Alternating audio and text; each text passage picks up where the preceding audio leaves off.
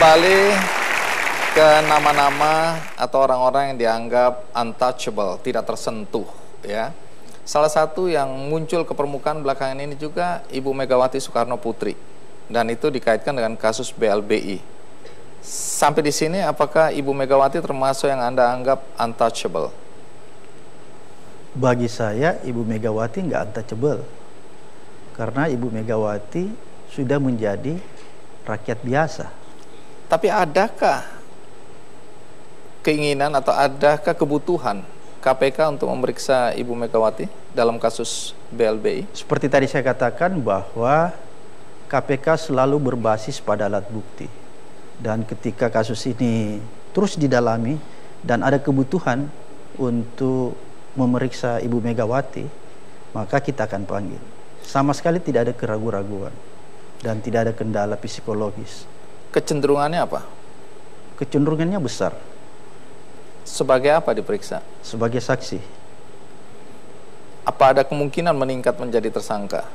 Terserah dari penyidik-penyidik yang ada di KPK.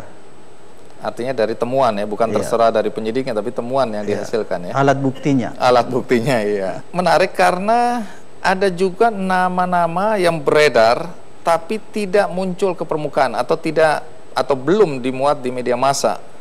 Nah, nama-nama ini berkaitan dengan kasus korupsi di minyak dan gas. Selama ini kita semua tahu ada mafia migas. Katanya orang-orang ini adalah aktor utama, sementara yang ditangkap KPK itu hanya operator. Bahkan termasuk Pak Jero Wacik dianggap bukan aktor utamanya. Sampai di sini apakah ada keyakinan yang sama dari KPK?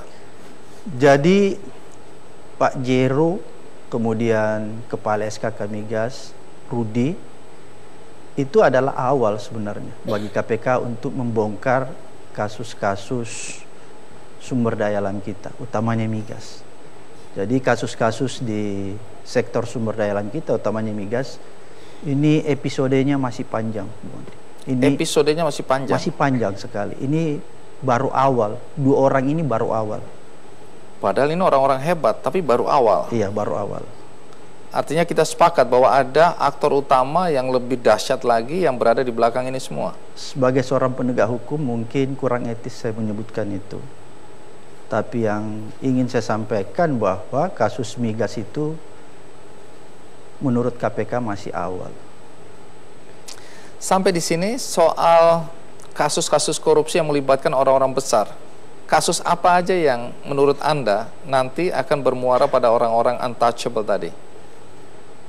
Korupsi di Indonesia ini kan sifatnya masif ya, terstruktur, sistematis. Oleh karena itu penegak hukum dalam menghadapinya tidak boleh menggunakan metode pemberantasan korupsi yang konvensional, yang ortodoks. Kita harus menggunakan cara-cara yang kita sebut progresif, cara-cara yang lebih maju. Karena tidak akan mungkin sebuah kasus korupsi yang masif dihadapi dengan cara-cara yang konvensional. KPK ini banyak musuhnya. Ya. Ya. Tentu orang-orang jahat ya. Ya. Kalau saya kan berteman sama Anda ya. Ya. Baru-baru ini anggota DPR yang baru dilantik itu sudah menyuarakan keinginan merevisi Undang-Undang KPK karena sepemahaman banyak orang, mereka menganggap Undang-Undang KPK ini sudah terlalu melindungi KPK sehingga KPK kelewatan, sudah kebablasan, sehingga harus diatur, ditertibkan lagi. Nanti saya akan tanyakan, tapi kita rehat sejenak, saya akan segera kembali.